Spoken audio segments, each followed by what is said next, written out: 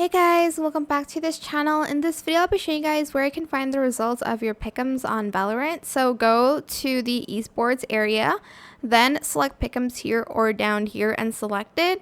As you can see, my score is bad because I don't know, every team that I picked was like not what I expected it to be.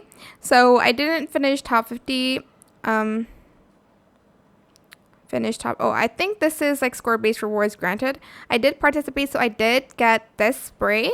You can also see the results here, what you got correct, partially or incorrect.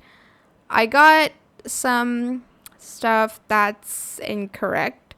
Like this one. I got some partial ones. I got this one correctly. Obviously this one was a bit easy to pick, but that's how you can find your pick'ems results on Valorant. I hope it was helpful for you guys. Don't forget to like, comment, share, and also subscribe to this channel if you haven't done that already. If you have any more questions about this video, just leave it in the comment section down below. I will try my best to answer them all for you guys. And if you found this video helpful, please click the thanks button as well. That is it. Thank you so much for watching. Bye.